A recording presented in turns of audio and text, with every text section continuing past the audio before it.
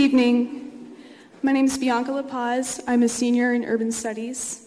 I'm honored and humbled to be a student representative, and I'm personally inspired to be in the presence of the students from Stoneman Douglas High School and the families of the Emmanuel Nine. In my matriculation as a politically engaged youth, I've witnessed the constant pressure to abstain from complacency. Whether the issues on campus or in the greater Charleston area, the motivation to respond has always been present. It may look like a response in numbers, banding together to show up and make ourselves known, or simply to endure and resist when everyone else has become complicit. I recall a formative experience in the first semester of my sophomore year, shortly following the 2016 presidential election.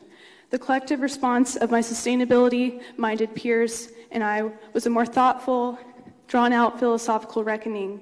As the future grew dark and uncertain before us, we asked ourselves, how do we reaffirm our core values in the light of this historical election?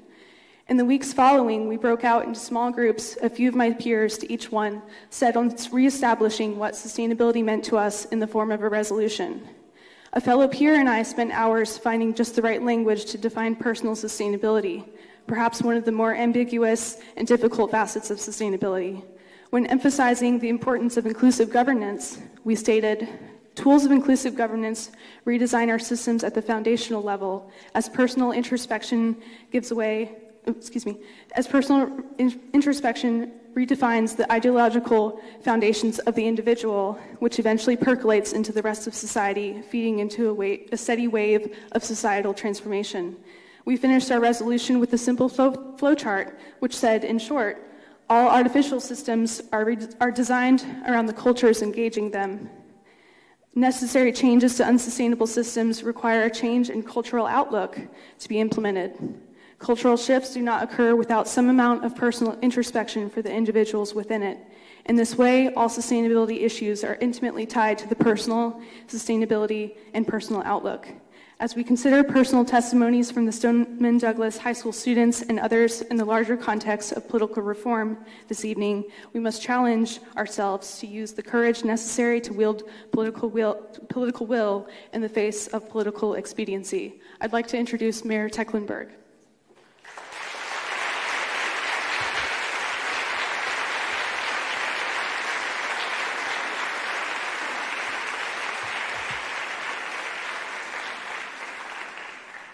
Good evening. What an honor it is tonight to have students from Parkland have this town hall here in Charleston, South Carolina. More than 50 years ago, as our nation faced other great problems, President John Kennedy reminded us that we need not accept the view that we can't solve big problems. He said, our problems are man-made, therefore they can be solved by man. No problem of human destiny is beyond human beings, I would say with God's grace. Man's reason and spirit have often solved the seemingly unsolvable, and we believe we can do it again. And with the spirit of these young leaders from Parkland, I believe that's possible. And it's so appropriate that they come here to Charleston. Too many citizens of our city and our state have been innocent victims of gun violence. We in Charleston know this, that senseless gun violence is not just something that happens to other people somewhere else. We are here tonight, because South Carolina needs this mainstream conversation among public officials. Thank you.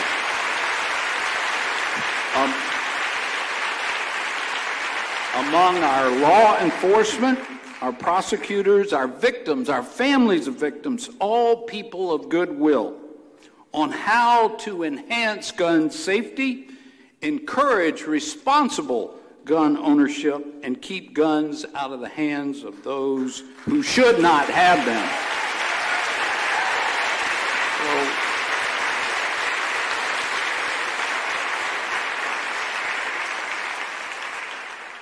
It needs to be about finding common ground, the things that we can find together that lead to sensible policies and practices that will make South Carolinians and citizens all across the United States safer and more secure. Gun violence across this state is currently higher than the national average in 3 areas: homicide, suicide, and domestic violence. All 3 categories are higher here in South Carolina than the national average. 15% of all trauma victims that come to MUSC, to the emergency room, are because of gunshot wounds. It's inexcusable. Gun violence does not restrict itself just to criminal offenders and places, as we have tragically learned in Charleston, and these students learned in Parkland. The effects of gun violence can be seen in homes, in churches, and in schools. So here we are tonight for an amazing conversation that's so needed. And I must admit to you, I didn't bring one for all, but I have a token of appreciation and honor collectively to the students. We're going to give them the key to the city of Charleston. So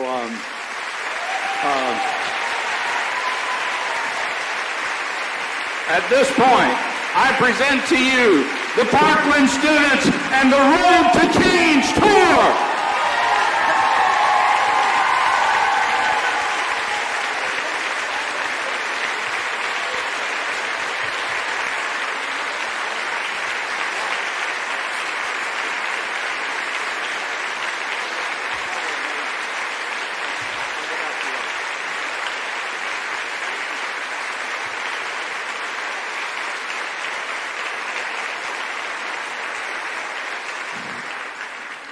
Hello, everyone. My name is Ramon Contreras. I am one of the moderators for the panel today, and I am from New York. I am the founder of Youth Over Guns, and I'm on the road to change with March for Our Lives.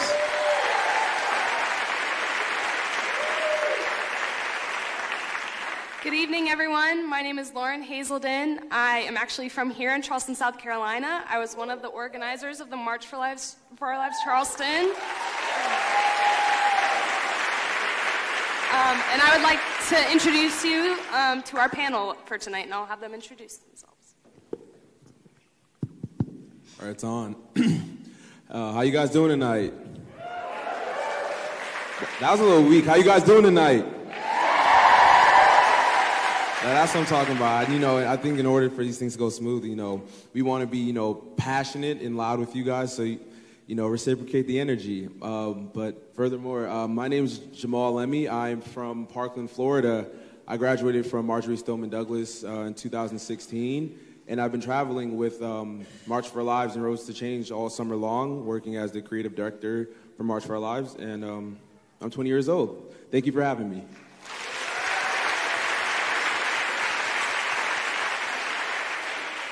Good evening, everybody. My name is Dalton Bell. I am from right here in Charleston, South Carolina. Let's give a big round of applause and a big thank you to our March for Lives team for making their stop to Charleston, South Carolina. Thank you.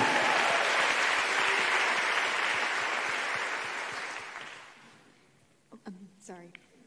Hello, beautiful people. I'm Bria. I'm 17. I'll be a rising senior at Franklin County High School in Milwaukee, Wisconsin. And I'm on the Road to Change tour with the Parkland students. And I'm so excited to be here to talk about inner city gun violence and how it affects brown and black youth every day. Thank you.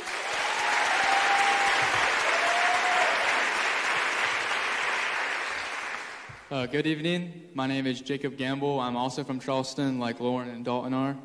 I'm one of the local organizers of the March for Our Lives that happened here. I'm a political blogger, and I've been honored and humbled to work with the students that are surrounding me right now. So thank you all for coming to Charleston.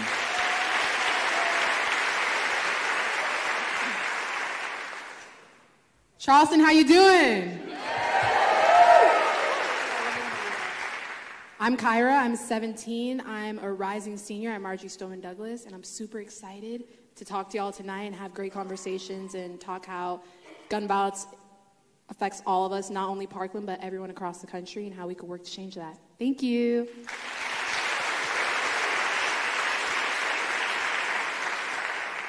Hi, my name is Matt Deitch. I am the elder of March for Our Lives. I am 20 years old, slightly older than Jamal. I graduated from Marjorie Stoneman Douglas in 2016. I have 2 siblings that were in the school when the shooting happened, and I am the chief strategist at March for Our Lives. Thank you.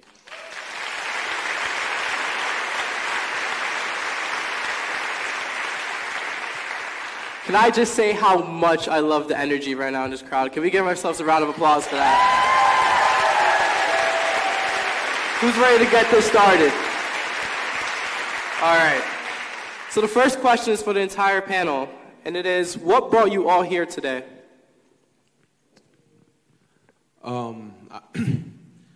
Specifically for me, what brought me on the road to change, you know, after graduating from Marjorie Stoneman Douglas and just knowing the culture of the school, the culture of the people, I just felt like it was more of an moral obligation for me to be a part of this movement. Because on February 14th, I lost one of my best friends, Joaquin Oliver, in the tragedy at Marjorie Stoneman Douglas. And Joaquin was 17 years old.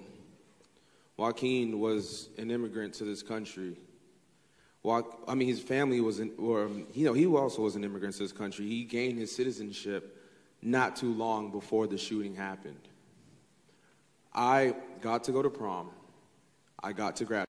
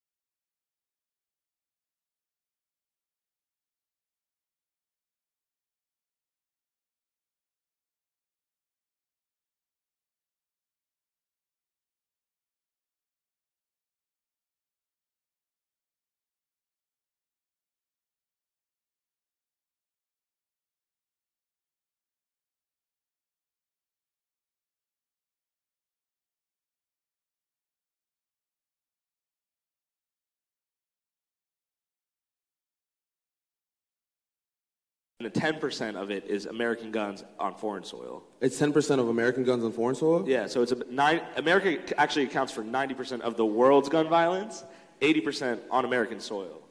So then, there you go. He gave it more specific. That's what I'm talking about. Teamwork, make the dream work. No, but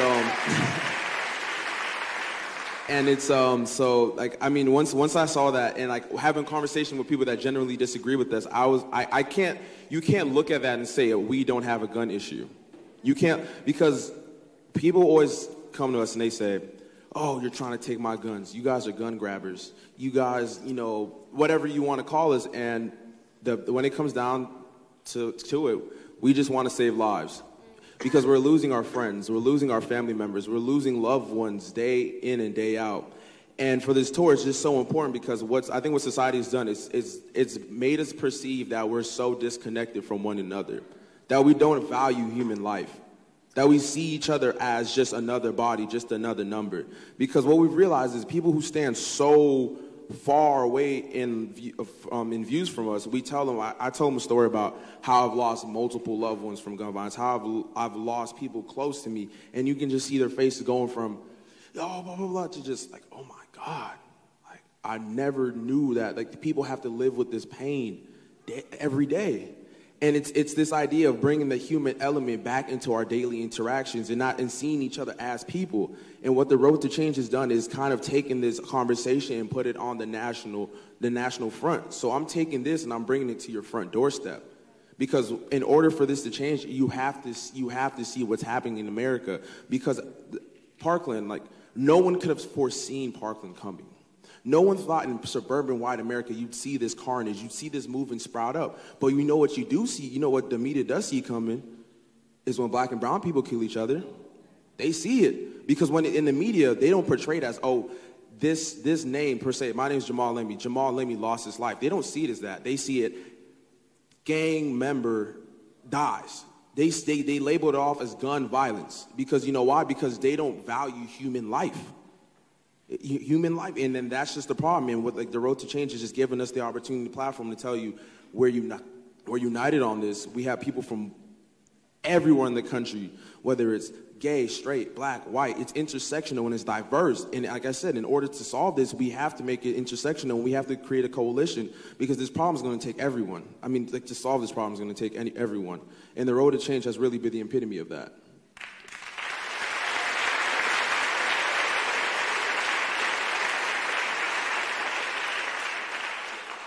As many of us know, gun violence takes many different forms and has many different elements. This next question is to Bria from Milwaukee.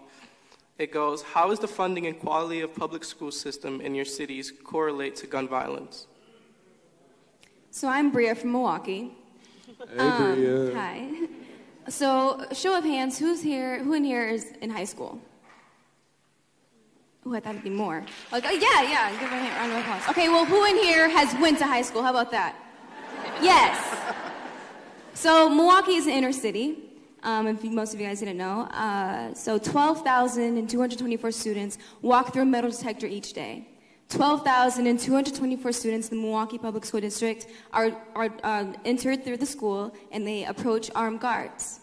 $15.1 million are taken out of the funding and put into safety protocols. $15.1 million are taken out of the opportunities that should be granted to students for better education, for after-school curriculums, and better things that they need for school. But instead of that, we're dehumanizing our youth through the school-to-prison pipeline, having aspects of what a prison looks like, and incorporating them into schools that are mainly put into populations that have people of color. You know why they do this? Because in populations of people of color, it's the highest rates of gun violence. So when it's easier to go home after school with nothing else to do, and it's easier to get a gun than it is to get a job, which job are you going to pick? Which pathway are you going to pick? So instead of dehumanizing our youth in our schools, predominantly schools of color, they're making it easier for these guns to be accessible to these youth because there's nothing else to do. Instead of investing into safety protocols, we need to invest into better education and better futures for our youth. That's all you need to do. And with that We have all these things projected into media, like what Jamal was saying, that when there's a black male shot and killed, it's correlated to gang violence because it's so much easier to say that instead of a black male getting his GED or his diploma and having a successful future, because that's so hard to swallow. And one more thing, sorry, before I go. Our gun violence prevention programs, they're lovely. We push for that from March for Our Lives, but they're so underfunded. So even if these youth want to attain that ability to get into the gun violence prevention, they don't have the resources. So if you ask me after this, how can you help? Donate and fund. Find an inner city organization that does not have the resources to do what they need to do and donate to them. Because the youth there are begging for the chances to be successful. They're begging to be at this conversation and ask for better education, ask for materials, ask to not be walking into a school where metal detectors dictate what they're going to do or not. Because we're not criminals. We shouldn't be treating our teenagers like criminals or soldiers because we're not going to war, we're going to school.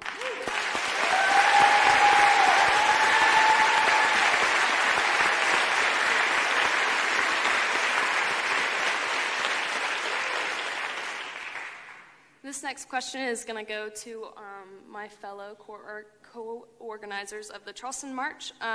What were some of the biggest obstacles that we all have faced to create change in our community here?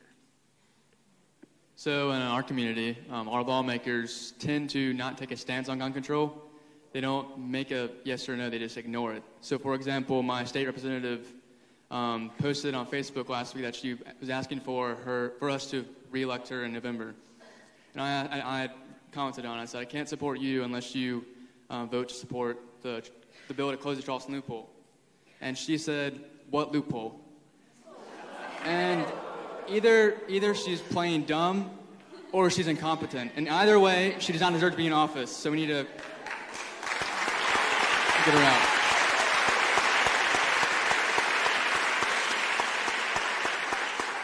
And it's no secret that we are in a red state. So a lot of my friends don't agree with me on these issues at all, and it's about opening up a dialogue with those friends and being open with them. So it's hard to talk about these kind of issues when you disagree on them, but it's something we're getting better at. Oh, it's Lynn Bennett. Yep. There we go. Yeah, I agree. I think one of the hardest things is getting these politicians to hear you and to listen to you. Well, no, that's not right. They'll listen to you, but they won't take action. Mark Sanford had a town hall with us, promised us all these things, promised us to close the Charleston loophole, to extend the waiting period, promised us all these things. He hasn't done anything. He sat on his butt the last 6 months, and now he's not even going to have an office anymore. I really think that's the problem, is we contact all these elected officials, we tell them our problems, we send them letters, we call them up, but they're not doing anything. They're not actually making any progress. So we have to look at the options. Either vote them out, either replace them, either run for office. You got to figure out how to make these elected politicians, these career politicians, listen to you and make viable change. And I think that's been one of our biggest problems, and I think we're finally starting to make way.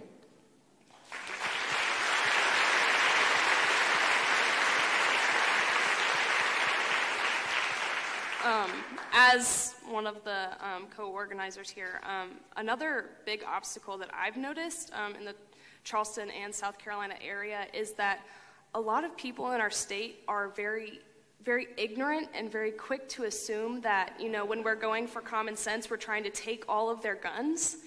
And I think a huge thing would be to open more conversations so that they realize that we're not trying to take all their guns from them, we're just trying to make it safer for them to use them. Because, you can use guns for hunting and for protecting yourself, but there's a time and a place for that, and there are certain guns that, you don't need an AR-15 to protect yourself. You don't need to be shooting that many rounds off.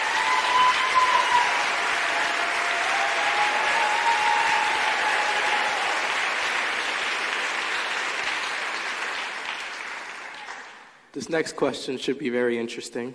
It goes to the Parkland students, and it goes, how do you respond to the argument that the only way to stop a bad guy with a gun is a good guy with a gun? my line. No, this is...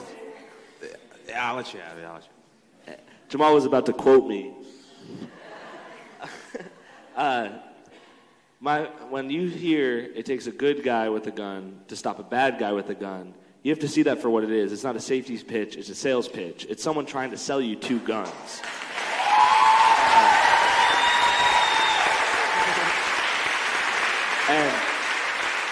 And if more guns made us safer, then America would be the safest country in the world.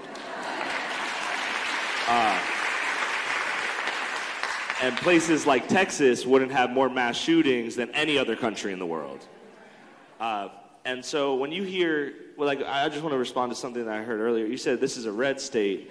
It's not about it being a red state or a blue state. It's about having morally just leaders in office. And if 97% of people want something, then it doesn't matter which party you are, you should be fighting for that.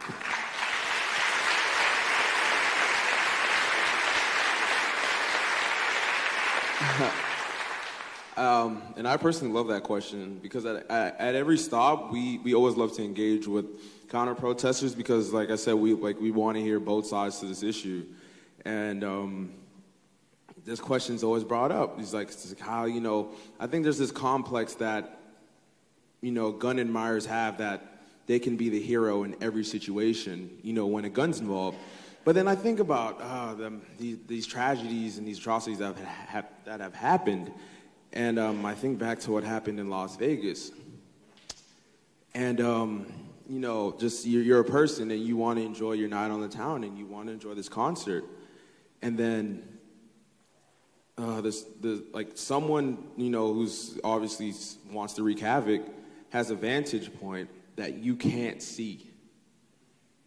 You have no idea where these bullets, this arraignment of these bullets are coming from. And you're telling me that your handgun can stop this high-powered rifle, high-magazine rifle with multiple attachments. You think you can stop? Who can you save in that situation? Exactly. Who? And it's like the idea that a good guy with a gun can stop a bad guy with a gun. It's flawed because I know like Matt and since you like to fact check, yeah, of course I'm just joking with them. But I think the FBI did a study on the NYPD, and if the police officers that we pay, are good hard-earned money with tax dollars, to employ, and they're supposed to be trained with these weapons, and the FBI came out and they saw that the police officers hit their target 1 in 5 times. So if this I know I'm right. If this trained official can hit their target only 1 in 5 times, imagine someone who has this idea, this complex that they can save people. Imagine what they're going to do in that situation. You hear countless stories where you'll see gun goes off, police officer's gun goes off, hits bystander, kills bystander. So you're telling me a good guy with a gun is going to save a bad guy with a gun? It sounds like the good guy with a gun is killing more people. And I just want to talk about what happened in Los Angeles. A week plus ago, there was a hostage situation at Trader Joe's, and it was a domestic abuser who had a gun and was targeting and killed his, I believe, ex-girlfriend. And someone died in the hostage situation inside the Trader Joe's, and it was a bystander who was killed by a police officer trying to stop the gunman. More guns do not make any situation more safe. That is just statistically factual.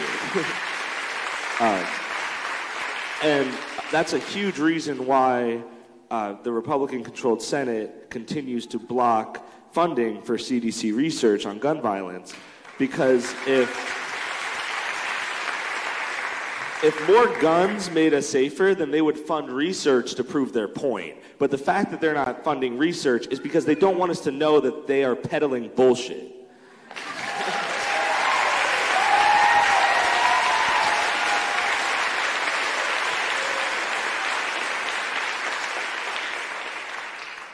This next question is for Bria. People think that all gun violence in inner cities is due to gangs, yet they have never even visited your neighborhood. What have you found to be true in your community? An overused quote that I always requote by MLK is, "Our lives begin to end the day that we become silent about the things that matter." Our lives begin to end the day that we become silent about the things that matter. And I refuse to be silent about media portraying black and brown youth when they're shot and killed in the streets, relating to gang violence, when they're just walking home from school. I refuse to be silent about people coming into my neighborhood without even understanding what's even happening. I refuse to be silent about elected officials representing who I am, the people in my community, when they have never even been to my community. So they need to leave the seat because we do not elect for them. We need to vote them out. And I think that it's easier to say that this was gang violence because the color of our skin dictates our intention. The color of our skin dictates our intention that what we're trying to do was corrupt the community. But in Milwaukee, we use guns because it's our survival. It's in our identity, and we morphed it into something that we need to protect ourselves because police brutality is also gun violence, but no one wants to talk about that. And one of our policy points is disarming domestic abusers. And some police officers are domestic abusers, so that's why they don't want to talk about that either. And when you have this authority to abuse people because you believe that you're in a hierarchy in a superior position, it's easier to have that label of gang violence placed because people of color have not been able to get this platform to speak about the injustice that we've been suffering. But right now, this platform is so wide and open that we can sit here and I can tell all of you that it's not gang violence, it's gun violence, and we need people to come in and push that legislation and push this conversation so many lives can be saved. Because I've had so many friends who I haven't seen for days and later reported they were shot and killed, and I was never able to say their name because another story was washed away. Another life was replaced into their place. And I think that's crazy because I shouldn't be sitting here, 17 years old, from the inner city, even having to talk about this. Because we all want the same thing. We want to be protected and live long.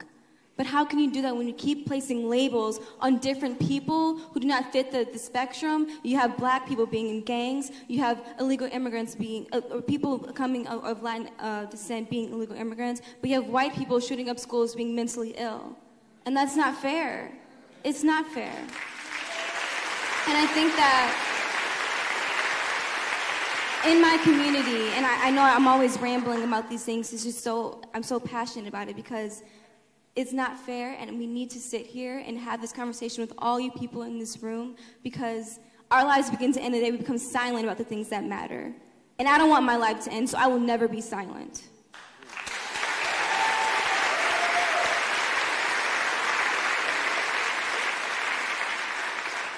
To add that, everybody in this country and in this room right now has an obligation to be a participant in this democracy, to be a participant in our country. And the way to do that is to coming to events like this and hearing stories like Bria and going back out and educating others, your peers, your neighbors about the stories that you hear. Because the only way the narrative is going to change that the deaths in our community is now all gang violence, but it's the system failing black and brown people every day, is by you guys going out there and educating your peers and neighbors. So I ask everyone to participate in educating your country, your community, and be a participant in your democracy. Thank you.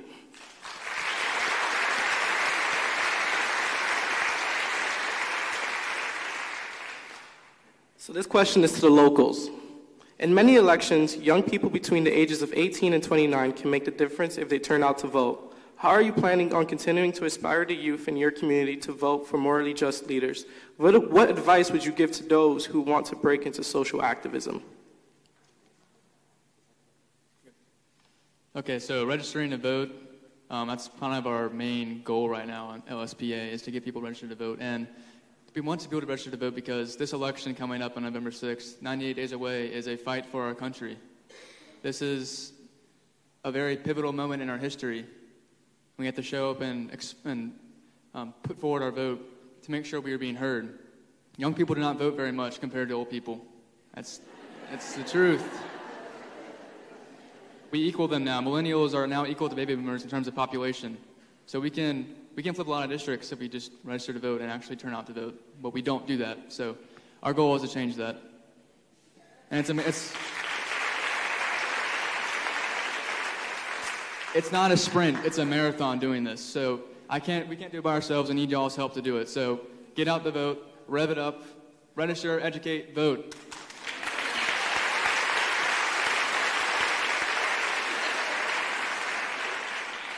I think when it comes to the inspiring student activism, there are so many organizations all across the country that give people the opportunity, especially young people, the opportunity to go out and advocate on especially issues such as gun violence.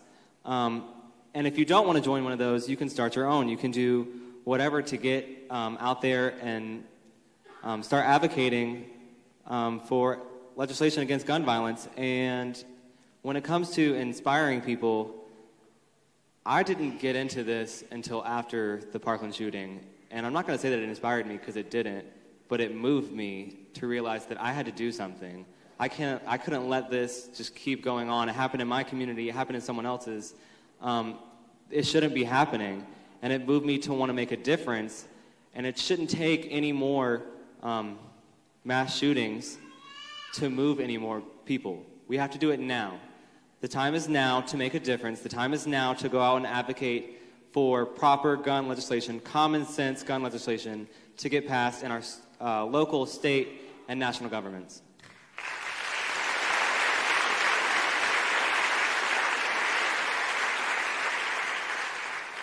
I think another thing that keeps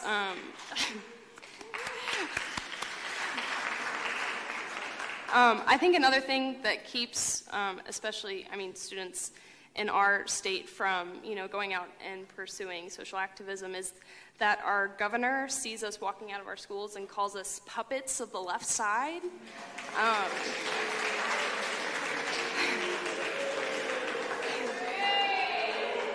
So I just want to read, I saw high school students raise their hands, and, we have an organization, Low Country Students for Political Action, and I want to encourage you to join, because we will make sure that when you speak, your politicians hear you and you make moves. So that's all I have.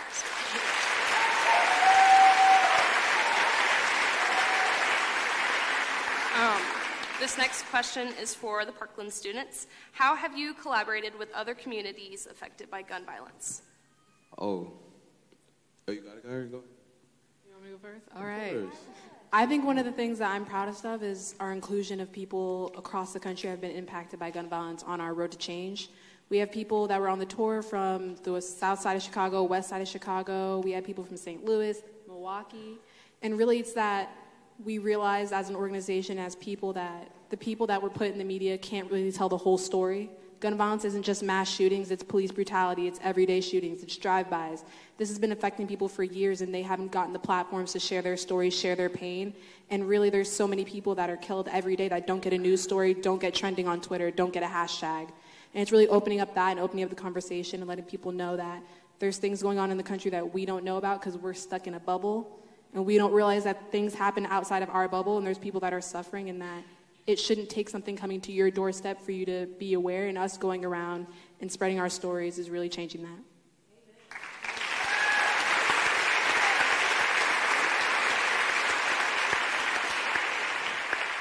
So on June 15th, we started our tour in the south side of Chicago. We had a peace march. Honestly, it was a beautiful day. We marched. I think it was like four-day blocks in the south side of Chicago, and we just danced. We had fun. It was an amazing experience, and it kind of showed us that like these communities aren't the communities that the media wants,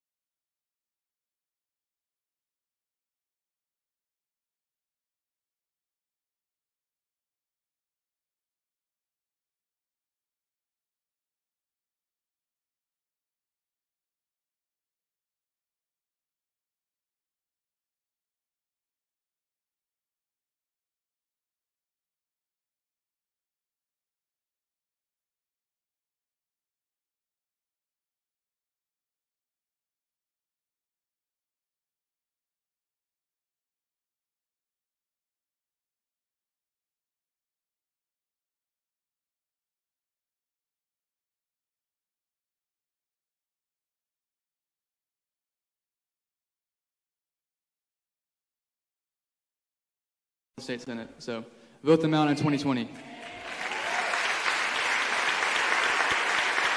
And one more quick thing about the counter-protesters. I am not in any way advocating for anyone to argue with people because I firmly believe if you have to argue for more than 5 minutes, there's no point in arguing because oftentimes the person is going to be more solid and firm in their belief. But the thing is it's about it's about planting seeds within people because what I realize is like the more I speak about this and propose proper gun legislation, people start to realize like, wow, maybe the system is messed up. Maybe the system is corrupt. And so it's about focusing on those people that you can possibly change and hopefully they can you can create this chain reaction where they go back to the people around them and kind of influence their environment. But yeah, because don't argue with counter-protesters because oftentimes people who take that stance, they don't deserve your time. And I think it's better, our time is well spent finding people who do agree with us and creating change with those individuals.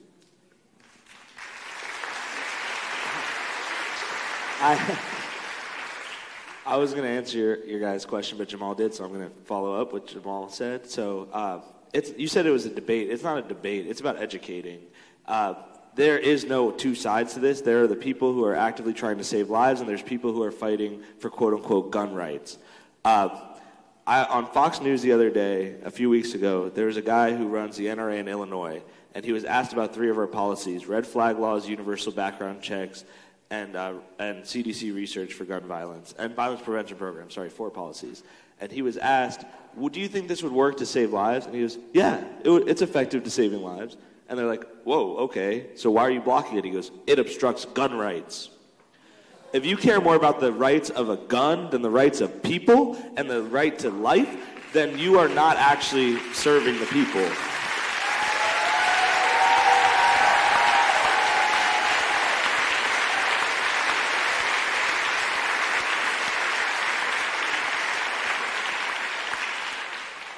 Before we move on to this next question, I want everyone who has a cell phone to raise their hand. All right. There we go. Now, if you want to stay updated and involved with March for Our Lives, take out your cell phones and text CHANGE to 97779. Everyone raise their hand and not everyone's taking out their phone. So everyone take out your phone. Everyone take out your phone. Especially the people who were taking pictures earlier. I see some of you not taking out your phone. Take out your phone. Text CHANGE to 97779. It's right there for you. Change is spelled CHANGE 97779. 97779. All right. Does anybody need me to spell change again? No? Okay. All right. So moving on to the next question is for the entire panel. And it is, everyone on this stage has different experiences regarding gun violence. So how do you propose that we create change together?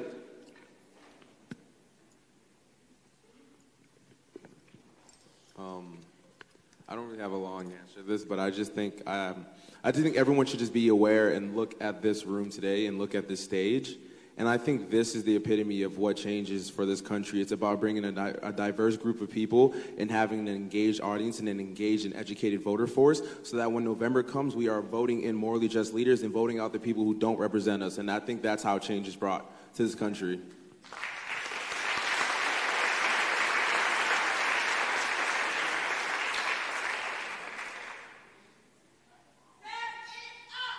Rev it up. Raise your hand if you have a family member at Thanksgiving that you don't talk to about politics because you don't agree with them. Talk to that person now. Educate them. Rev it up with them. Because the reality is that most people are not living in reality. They have this idea of this safe world that they live in, and they think that they can be a vigilante or some kind of crazy thing like that. And we need everyone to live in reality because guess what? We're all living in reality. If you are not pissed off about what is going on in this country, you are not educated enough about what's going on in this country.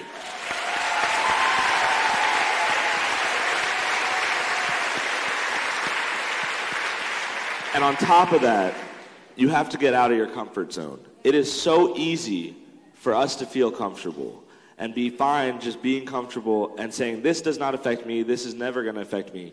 Parkland was the safest city in Florida for 8 years in a row. We had no crime in Parkland. Virtually no crime. I think maybe a few speeding tickets. And 17 people lost their lives. It's happening everywhere.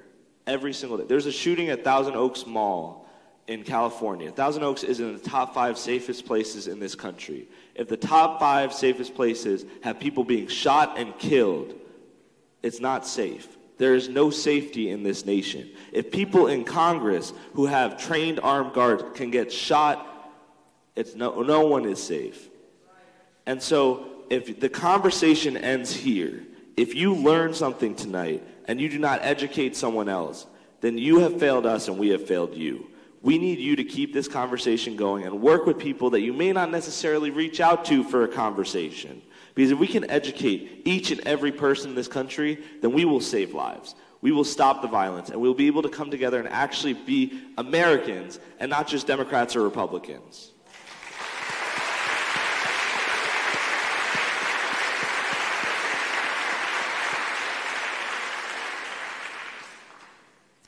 Okay, I'm going to move on to the next question. It's, again, for the whole panel. Why is it vital to keep suicides by firearm a part of the conversation?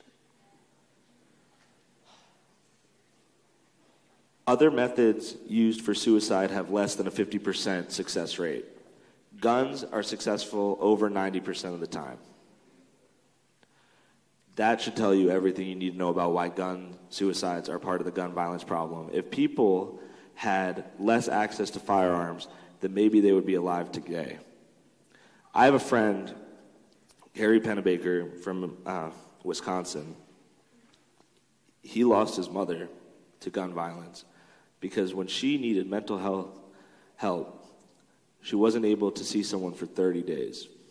She was able to get a gun that day. That should tell you everything that's messed up with this country. And if she had better access to health care than to firearms, she would be alive.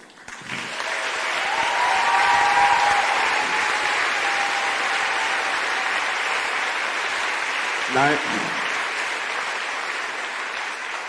17 people died in Parkland. 96 people die every single day from gun violence. A little bit over half of those are suicides.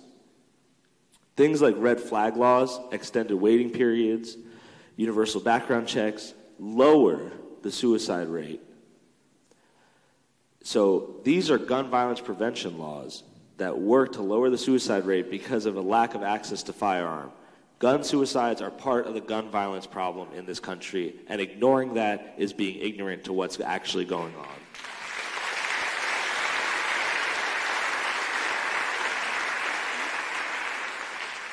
And to add on about our friend Curry Pennebaker, when we sat on the town hall with him in Madison, Wisconsin, was Milwaukee. It was in Milwaukee? He was in Madison also. Oh, okay, so Double. yeah, he sat in Milwaukee and Madison, Wisconsin. And in Milwaukee, that day, that following Monday was his mother's, supposed to be his mother's 60th birthday. And the thing that moved me the most about that was he could have been anywhere else in the world, having to deal with that loss. And, you know, being here, or at that moment, being present with us, he saw that was the most important thing he could do. And he felt comfortable enough to open with us, be open with us, and he told us he tried to take his life multiple times. And at that moment, I saw that there was this individual who has been involved with suicide and gun violence his whole life. And his sole mission was to improve the gun legislation in this country. So holding myself accountable, looking in the mirror. So if this is a person who's lost his mother, almost became himself a statistic, and almost took his life with a gun, I just saw that like that was a reason to go so much harder, to talk to people, to connect with people at a more intimate level. Because the thing is what we have to realize is these are the stories, these are the situations that will open people's eyes. My pain, his pain, your suffering is what's going to connect you. Because I can notice, whoever was looking at the phone, the minute I mentioned this story, everyone's eyes got wide. So now this is a story, this is a message that you must carry with you. Because his message is, if this person can continue to fight, then I know each and every one of you will continue to fight for him. And that's what this is all about. It's about continuing this message when we're not present in this room. Thank you. Just to add to... I just want to add context to reality for that story. That story brings me nearly to tears every time I hear it, and that story happens 45 plus times a day in this country. 45 plus times a day, someone takes their life with a firearm because it's too easy to get.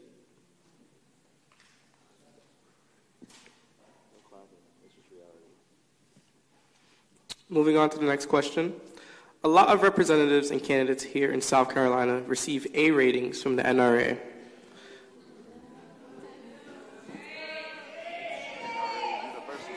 This includes Tim Scott, Henry McMaster, Mark Stanford, Jerry Brown, Lindsey Graham, Tom Pope, Gary Sumrill, and Todd Rutherford.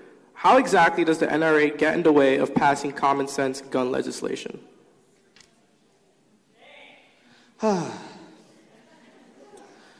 The NRA donated over $50 million to the 2016 campaign for the GOP. $50 million. We call it donation. It's a bribe. Like that's what it is. It's a bribe.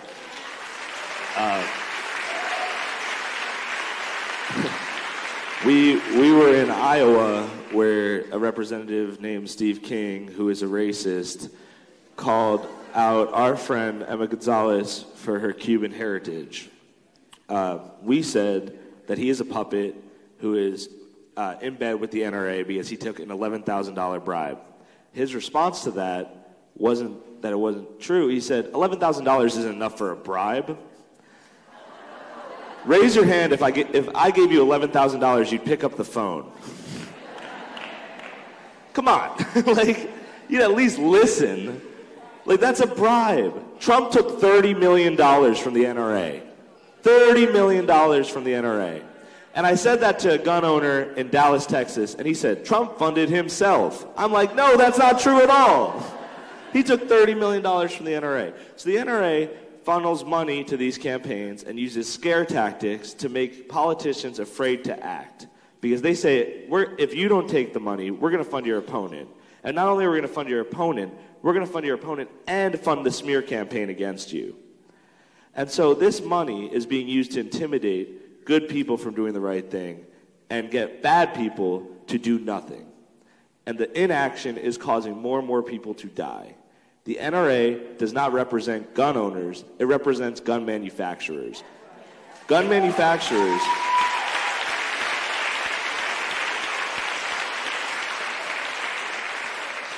certain gun manufacturers give as much as 10 to 15% to the National Rifle Association. 10 to 15%. You know what that's called? A commission. You know what you get a commission for? Selling something. The NRA is meant to sell guns. Regulations stop sales. Background checks to stop domestic abusers from getting weapons hurt sales. But you know what domestic abusers with guns hurt? Literally everyone.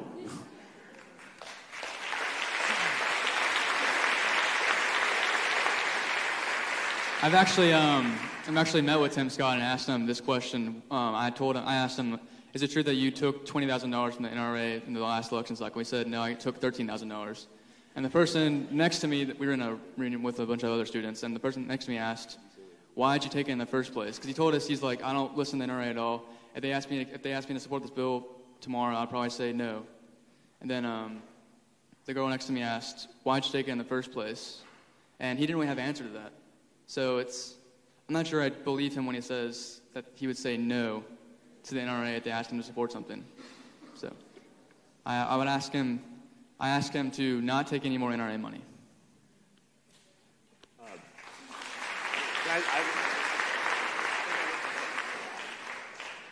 I have a quick Lindsey Graham story because I didn't know that he was your guy. Not your guy, but I mean, he represents you. He should be fighting for you. So I saw Lindsey Graham in Congress about a month and a half ago, and he was walking down the hall, and I was with about 40 students that were lobbying to their representatives. And I go, Lindsey Graham, remember when we talked about background checks? He saw me, I saw his eyes widen a little bit, he turned around and started jogging away.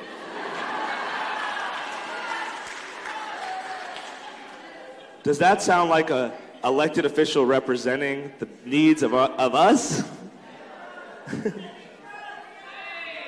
It wasn't even a run, it was like a terrible jog. It was a really pathetic, it was as pathetic as you're imagining it. Because I know you're all picturing it right now.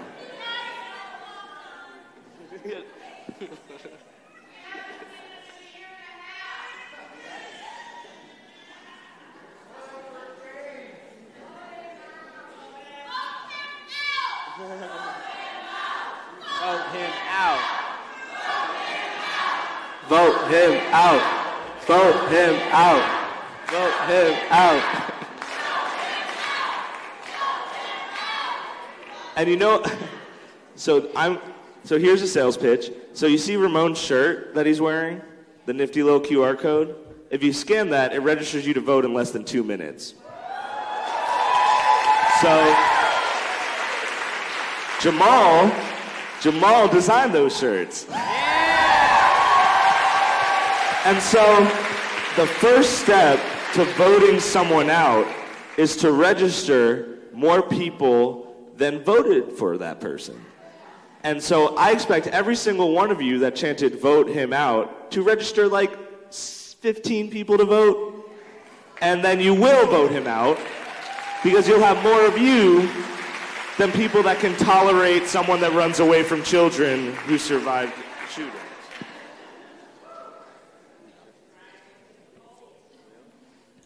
All right. Do you guys know how we're going to win this fight? We're going to vote them out, that's for sure. But we're going to win this with love, peace, and unity, because that's the only way we move forward as one coalition.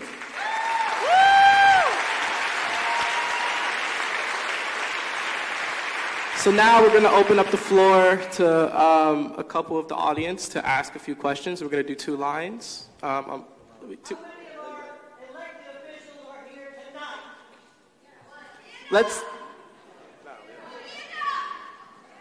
It doesn't matter if they're here or not. We'll see them November 6th, okay, guys? Come on. So if you want to ask a question, line up on Come line two up sides. in these 2 rows. There's someone over there with a mic and someone in here with a mic. So just hop in line, and we will alternate, and you can ask your questions. Young people go first, and the older people in the back.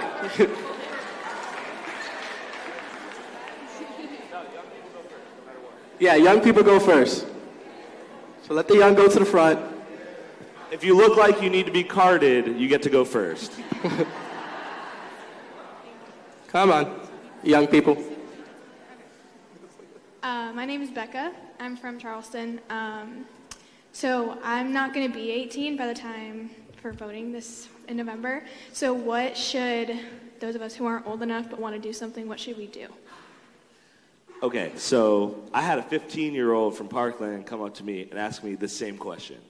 And I said, you know, you can still help educate people and register people to vote. And so I gave them a toolkit, and he was like, okay, this looks really hard, but I'll figure this out. I saw them about 3 weeks later, and he said, I sucked at registering people to vote. I only registered 35 people to vote.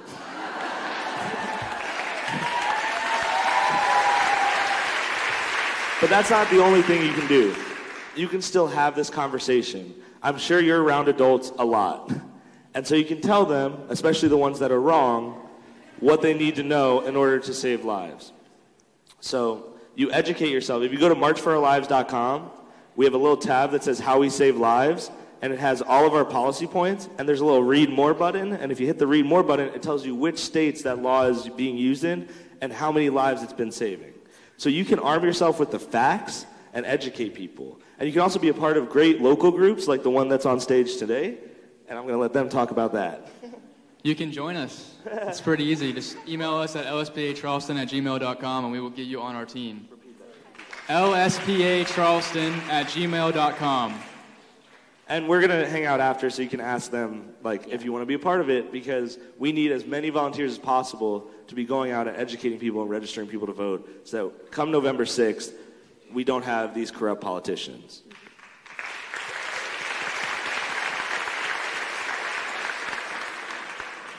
Hi, my name is Maisie. I have a question for my friend Bella. She says, what should we do if kids at school are making jokes about it, and if we should take it serious? How should we react?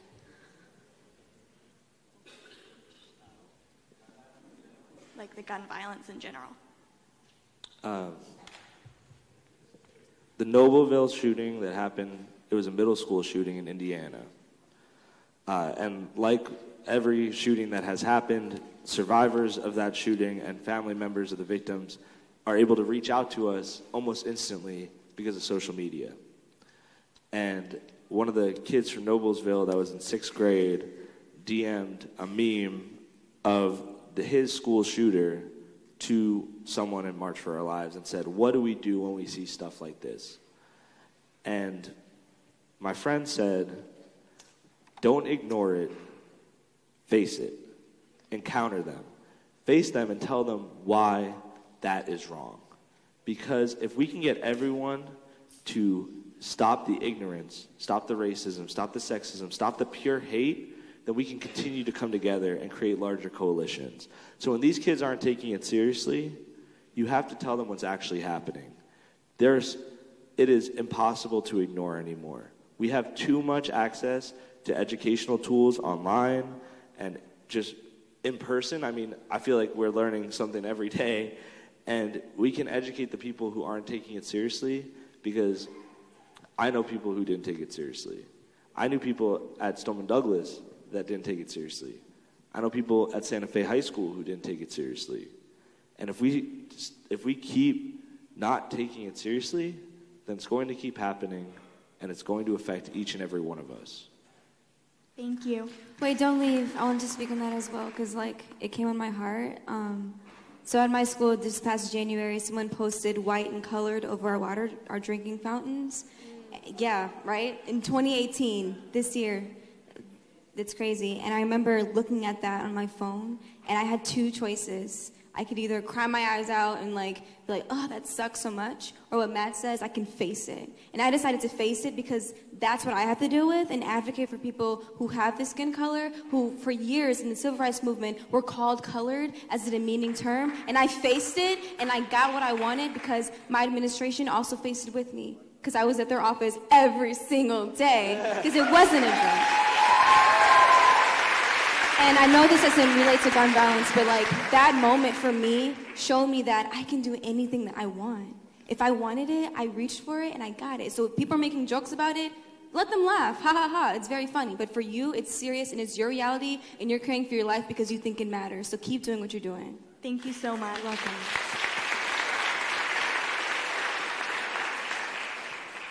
Hi, I'm Sam Haystein. I'm from Charleston, South Carolina. I went to Bishop Bingham High School, and I graduated in 2011. My biggest concern is there's a bomb in my high school, and that's not true. The man on the first chair, I want to ask you a question, if that's okay. I've been faced multiple times in high school. My first question for you is, how do you prevent by gun violence? And number two, how does the government do what they're not going to do about guns? If you want a lot more details, you can go to our website, marchforourlives.com, and click the How We Save Lives. But the way that we want to prevent gun violence in schools, when people talk about school safety, we want more counselors in schools. Our guidance counselors at Stoneman Douglas are basically schedulers, and we deserve counselors that can actually deal with violent individuals.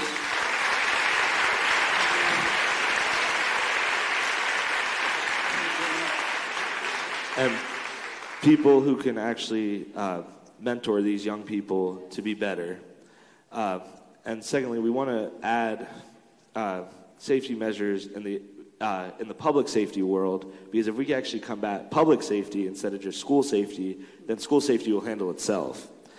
So those measures include things like universal background checks, red flag laws. Do you know what a red flag law is? I have no idea. Okay. Raise your hand if you don't know what a red flag law is. Just be honest. Okay, so I'm going to educate all y'all. So a red flag law is, they've been implemented in about 15 states. I believe 15 states. And the law basically says that people who are in close proximity to other people can plead a case that this person is a violent individual that is on the verge of committing a violent crime. And they are now going to be summoned into court to defend themselves as someone who should have access to firearms, right? And so, for example, if I have a friend who is on the verge of committing suicide, and I know they have a firearm in their household, I can bring all the evidence together and bring it to the courts, and they will have that person's firearm removed and get that person the proper help and treatment. People have told us that red flag laws do not work. In Vermont, days after it was implemented, the red flag law prevented a school shooting. In Florida, the red flag law was implemented, I believe March 1st was the first time that it was implemented. And since then, it has stopped 400 shootings from occurring.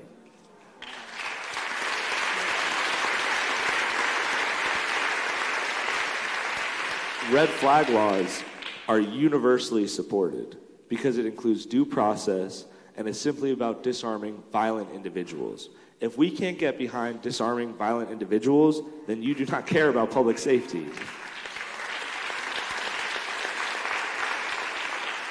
Well, I got a friend named Randon Strange. His dad was a shooter in South Meadow, Georgia. Why does the president do about gun laws? Can he get rid of it? Or can he stop talking about that? And can they get rid of these guns now?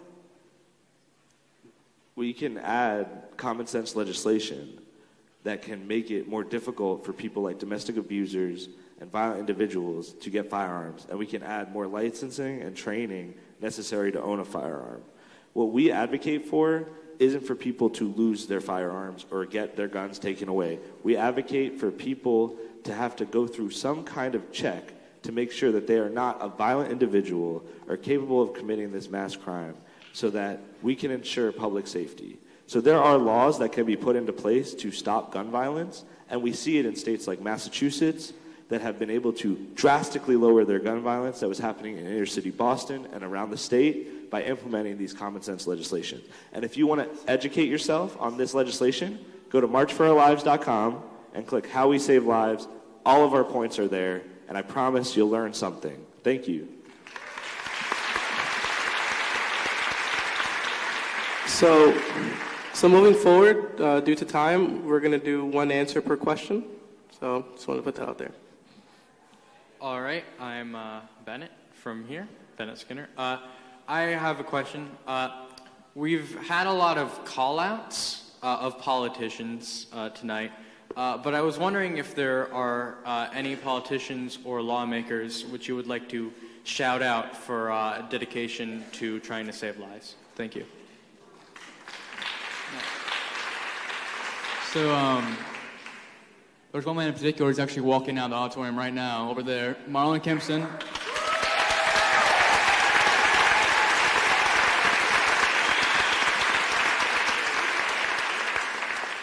He has been a great friend to our organization, has been monumental in getting gun reform passed in the State House. Even though it's been unsuccessful, he has moved the needle in Columbia, so we thank him for that. And he's a politician we all need to support.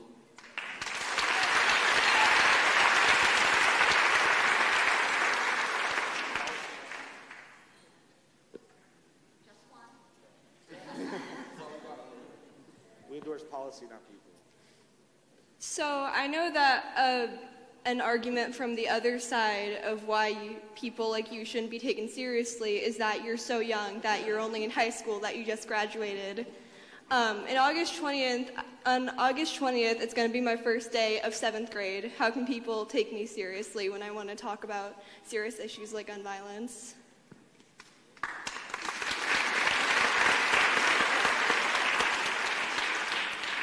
Are you asked how people can take you seriously? Know your facts, know what you're talking about, be confident, don't back down. Yes, you're talking to adults, but understand that your knowledge and what you know and what you've been through shouldn't put you lower on a pedestal from an adult. No offense to you at all.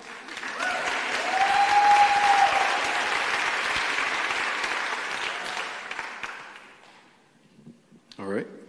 So as we often hear from the opposition to our entire movement is a lot of praise about the Second Amendment and that it's what makes America great, or it's what separates us from dictatorships across the world.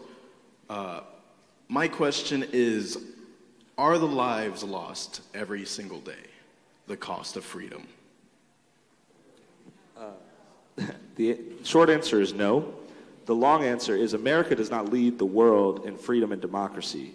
We are, I believe, I think we're like 11th or 12th, and every other nation ahead of us does not have a Second Amendment. I'm not against the Second Amendment, but the ruling on the Second Amendment, the most extreme ruling on the Second Amendment, is that you should have a handgun to defend yourself and a hunting rifle, right, if you want to go hunting. That is the most extreme far-right ruling on the Second Amendment. Everything else is made up. Everything else is a sales pitch. And so when people are like, oh, the Second Amendment means I can have whatever weapon I want. No, it doesn't. The Second Amendment was developed because we did not have a standing army, and the states did not, Congress did not fund an army or people to defend the states or the land or whatever. So they said, you have the right to defend yourself, to defend your land, right? And that was even made up much later.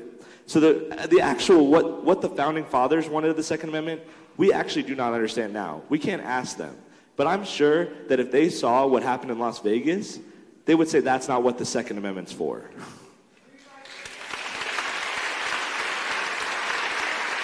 Thank you so much. You have an incredible voice. Your voice is incredible. Okay, volume check. So I'm hearing all this, and there's a lot of different ways to attack this issue, obviously, as I'm sure you know. What I see is that really what we're up against is a cultural ideology, and so much so that Bill Maher had to use the term amosexual, which I think is apt in this case, where if someone didn't use logic, reason, or statistics to arrive at their emotional position about this issue, how do you see this kind of us using that to get them out?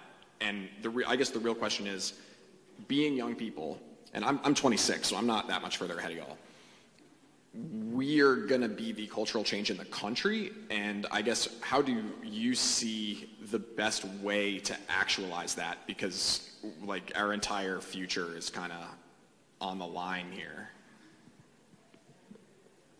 Legislation shifts culture. Like that's the reality of what happens, right? In America, we had a culture of oppressing different minority groups, and legislation allowed us to integrate and grow and be less hateful and more loving. That happened in the civil rights movement, that happened in the gay LGBT rights movement, and it's going to happen in this movement. Because if we can push the proper legislation, the common sense legislation that is required to ensure public safety, then this gun culture that people think they need to stockpile weapons to feel safe and to feel manly and to overcompensate for something, like you said, amosexual, your words, not mine, then we will actually shift the culture. But as long as it is easier to get a gun than it is to get health care, we're not going to shift the culture. So we need the legislation to be put into place so that we can shift the way that we deal with things. America was founded on violence, but it cannot be sustained with violence.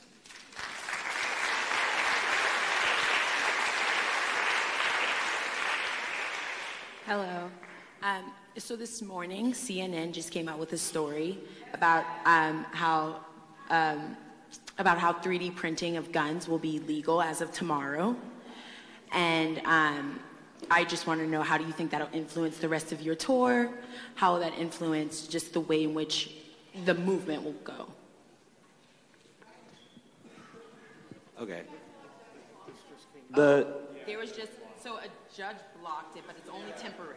Yeah. So my Senator Bill Nelson introduced a bill on the floor of the Senate, and he was blocked by Republican senators. So you have 2 Republican senators, so call them a lot, because nothing scares them more than being like called over and over and over and over again. And if you fill up their voicemail box, they won't be able to listen to anything besides you being pissed that people can print machine guns in their household.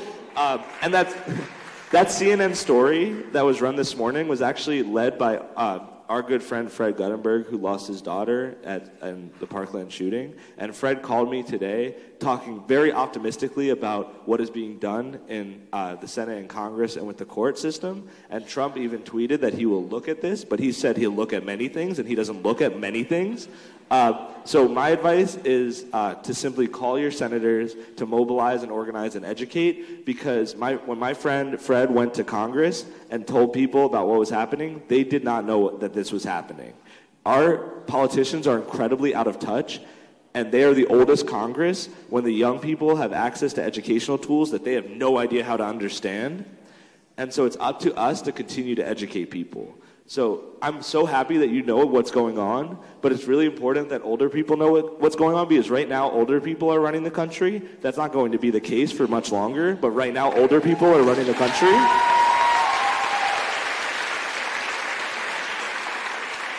And so we're going to continue to educate on this issue, but we've been talking about this for a long time, and I'm really happy that the media is starting to pick up on it, because it got in front of the president and it's getting in front of other people. But we have to just continue talking about it, because the people who made the 3D printed gun said that their mission is to expand the Second Amendment, and that is the last thing we need. Just to make a quick announcement, we're taking 2 more questions before we wrap up the questions from the audience. So if a young person wants to ask.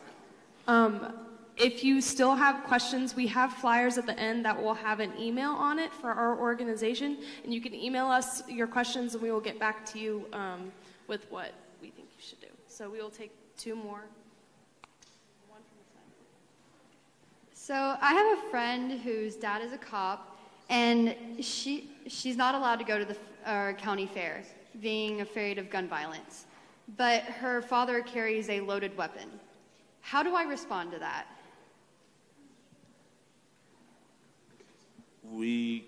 I know I'm answering every question. If anyone else wants to answer a question, you can. But it's just, we cannot live in fear. And as safety right now is just an idea, it is not a reality. Living in fear is letting them win. And so I'd encourage her to live the life that she wants to live, regardless of what is going to happen. I cannot ensure that it is safe, but you do not need a gun to be safe. And that idea has to be shattered, because that idea has been disproven time and time again. I have a lot of family that is law enforcement. I had a cousin that is a cop and was shot as a police officer. He had a gun, and he still got shot 3 times. He's alive, thank God, but he was still shot 3 times. So we try to protect everyone that we love and that is close to us. And right now, we're not doing enough to do that. We need to mobilize. We need to engage. And so I know this is going to sound corny, but maybe talk your friend and her dad into running like a voter registration thing at the fair, and so that they're actually promoting safety. I don't know.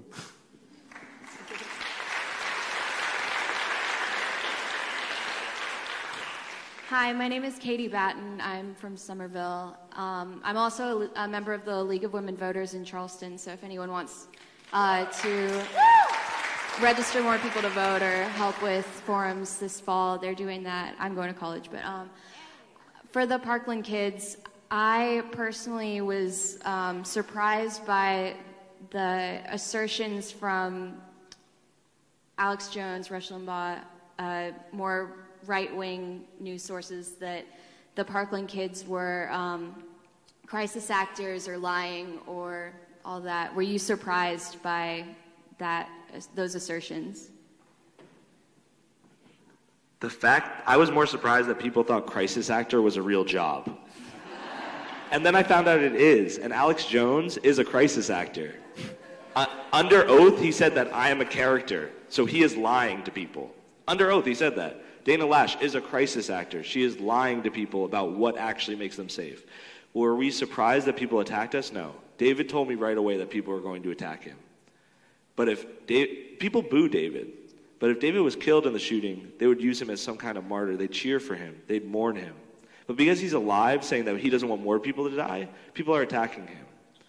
And so, no, I'm not surprised that people want to attack us because we're shedding light on the lies that they've been spreading for so long.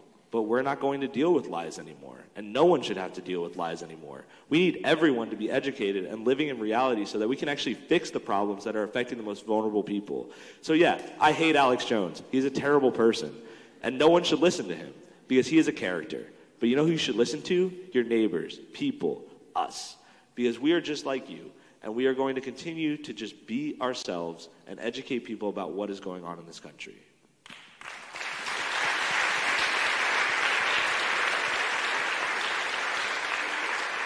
Today has been a wonderful experience with you all today, and I want to welcome up to the stage Bianca La Paz and Vanity Reed to give the closing remarks for the day.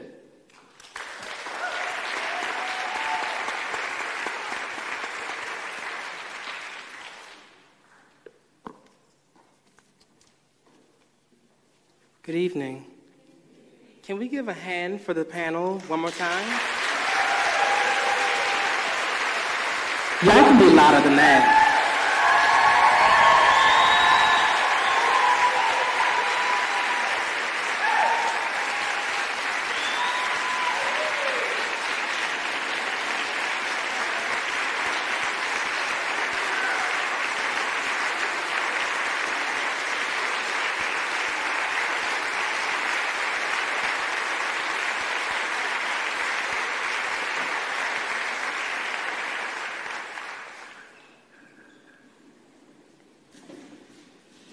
My name is Vanity Reed Dieterville, and I'm a junior political science student with a concentration in public policy.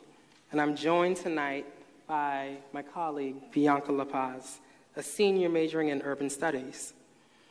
My college experience was quite the unconventional and spatial progression, marred by the trauma of gun violence.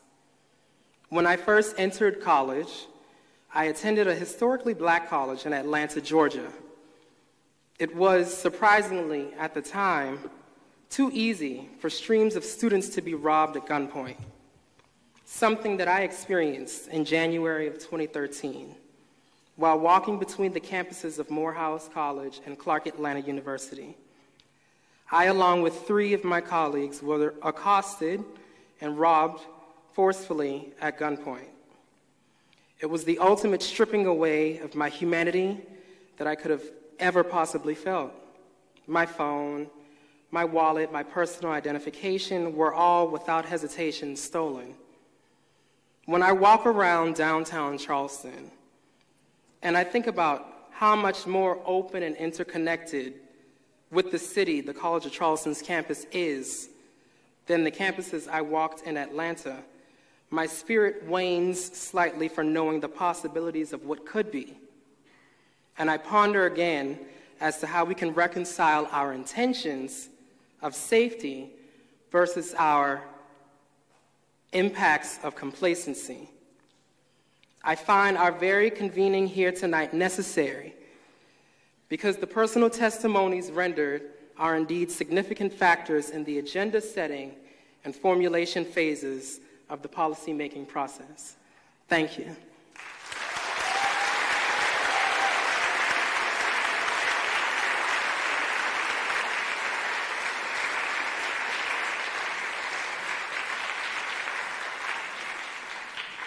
So that concludes our town hall. I want to thank everyone for coming out, and let's give ourselves one more round of applause. Thank you.